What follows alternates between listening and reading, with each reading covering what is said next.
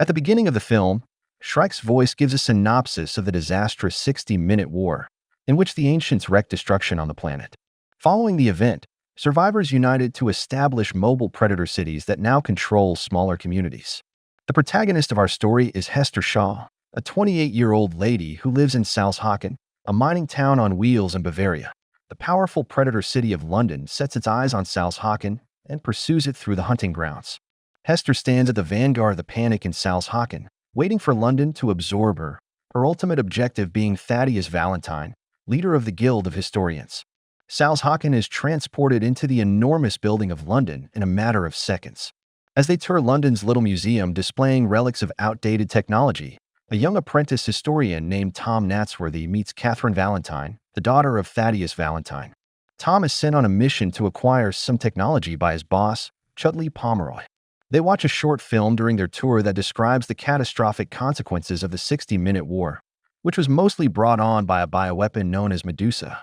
But Herbert Malefant, the curious chief navigator, interrupts their meeting and tells Tom to head toward the lower echelons of London. Kate unexpectedly chooses to travel with Tom to the city's lower reaches. Valentine descends to supervise the process as the Salzhaken people are herded in for processing. One of the guards attacks a man from the smaller town amid the confusion. Tom doesn't miss Hester moving closer to Valentine. He tries to warn Valentine of the danger, but Hester moves quickly, cutting Valentine with a sword. She claims that this is retaliation for her mother, Pandora, as she removes her scarf to reveal her facial scar. Tom steps in before she can land the last punch. Tom grabs Hester's wrist as she appears to be about to jump off the cliff. Just as she escapes Tom's hold and goes down the chute, she begs him to ask Valentine about her mother's fate and the cause of her scar. Valentine shows up soon after, and Tom starts to question Hester about her mysterious remarks. Valentine responds by violently pushing Tom down the chute. He clarifies that a fight with Hester caused Tom to fall. However, Kate discovers that Bevis Pod, another witness, had seen the entire event. Hester and Tom wake up in a strange, isolated place. Hester takes advantage of the situation and takes Tom's possessions, including his money and knife, before setting out on her solo adventure. Tom decides it's best to stay together as he slowly regains consciousness, but Hester firmly refuses his advances, wanting to be alone. Their seclusion is short-lived, though, as scavengers notice them and take them to a community called Scuttlebuck. In the meantime, Valentine talks with Magnus Crome, the mayor of London, about his plans for the city's next destination. Crome is cautious about Valentine's intended course of action. Valentine then visits Dr. Twix, his chief scientist, who is absorbed in creating a powerful weapon that Valentine has ordered. She also provides Valentine with a solution to deal with Hester's problem. Kate starts a quest to find Bevis and get details about what he saw at the same time. After being reluctant at first because of the possible repercussions, Bevis finally tells Kate that he saw her father shove Tom down the chute. Bevis also knows about Valentine's secret project that is hidden inside St. Paul's Cathedral. They discuss a strategy for breaking into the church and learning the truth together. Despite the host's seeming hospitality, Hester and Tom are confined to a cell. This is where Hester tells Tom the sad story of her mother's untimely death. Her mother, Pandora, had been good friends with Valentine when she was just 8 years old, and Valentine had always been sympathetic to Hester. But when Pandora and Valentine discovered an item that sparked evil desires in Valentine's heart, everything took a dark turn. Following a torturous battle, Valentine mortally injured Pandora and left Hester damaged in the process of defending her mother. Hester received a jewelry with an eye sign from Pandora in her last moments. Hester's difficult path began with her escape from the horrific scene. Valentine, meantime, sets out for an offshore prison where he searches for Shrike, a complicated half-zombie, half-cyborg figure involved in a complicated past with Hester. Having a deep-seated grudge against Hester for breaking a commitment, Shrike is out to bring her down. Valentine makes the gutsy and daring decision to destroy the prison, which frees Shrike to pursue Hester without restraint. In Rustwater, Hester and Tom are thrown into an auction and face the terrifying prospect of being sold into slavery. A woman by the name of Anna Fong appears when Hester is offered for sale, adamantly stating that she intends to purchase Hester. The auctioneer is fully aware that Anna is a wanted person in London with a large bounty on her head. However, Anna acts decisively, ensuring Hester and Tom's freedom by killing the auctioneer and a number of his goons. The three quickly board Anna's plane, the Jenny Hanover.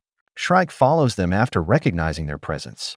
As Tom ascends the rope to the airplane, Shrike tries to climb up and capture them in a tense time. With remarkable accuracy, Anna throws a knife to Hester. She throws it at Tom, severing Shrike rather than using it to release him. Talking with Hester as they fly to their next location, Anna reveals her relationship to Pandora and her relentless search for Hester following Pandora's tragic death. In an attempt to win Valentine's favor, Herbert approaches him and informs him of a newly found trove of antiquated technology. His efforts are successful, and Valentine notices. Hester tells Tom the history of her relationship with Shrike. Shrike found her as a child running from her problems and reared her as his own for a number of years. He had always been able to detect Hester's deep grief and had come up with a drastic plan to ease her suffering. Hester was given the opportunity to be reincarnated as a machine free of the painful memories of her early years when Shrike revealed a robotic body he had created for her. Hester weighed this offer but ultimately opted to start on her mission to confront Valentine, leaving Shrike enraged by her departure. Hester and Tom are taken to Airhaven by Anna, where they are introduced to her fellow Anti-Traction League members. She tells Valentine that Pandora had been hiding something. As Kate and Beavis pursue their research, they locate Pomeroy, who leads them covertly into the cathedral via tunnel. Kate sees the enormous Medusa weapon that Valentine is holding inside. She also watches as Chrome, who had found the weapon on her own, gets shot down by him. Valentine intends to take the weapon to Shangua, the old city of China. Anna and her crew are feverishly trying to find a means to stop the destruction from happening. Shrike arrives amid the confusion and begins a vicious attack on Anna's allies. As survivors rush to flee, Airhaven bursts into flames. Shrike attacks Hester and Tom, almost killing Tom before Hester begs him to spare him. Shrike accepts the extent of his own battle-related injuries and recognizes Hester's love for Tom. He makes the decision to let Hester go free and break her pledge, which makes Hester cry. Shrike's last reflections focus on Hester as a young girl. Along with Anna and a few survivors, Hester and Tom make their getaway. Valentine gets ready to guide London in Shangua's direction. Governor Quan is urged by Anna to mobilize the anti-tractionist fleet in opposition to London. The heroes make their way to London. Valentine activates Medusa as they approach the wall of protection, ready to unleash its terrible might on it. Another bomb hits the wall, and many of Anna's friends are shot dead. After making it to London, Hester and Anna proceed to St. Paul's Cathedral. Hester learns that Medusa's kill switch is in her mother's necklace. Anna is fatally wounded by Valentine in a final confrontation, although she survives to see Medusa shut down before passing away from her wounds. At the expense of innumerable lives, Valentine is still committed to crashing London into the wall. London's engine is unyielding when Kate tries to stop it. To slow down London, Tom seizes control of the Jenny Hanover and steers it in the direction of the engine, ready to destroy it. Valentine tells Hester that he is her father and that he loved Pandora before she passed away while attempting to flee on his own plane. Hester decides to show mercy instead of killing Valentine. Tom shoots Valentine's plane, sending it crashing to the ground as she and he board the Jenny Hanover. Hester looks at this scene, breathes a breath of relief, and laughs triumphantly. Following Kate to the top of Shangua's wall, the Londoners are greeted calmly by Quan, who welcomes them into the sanctuary.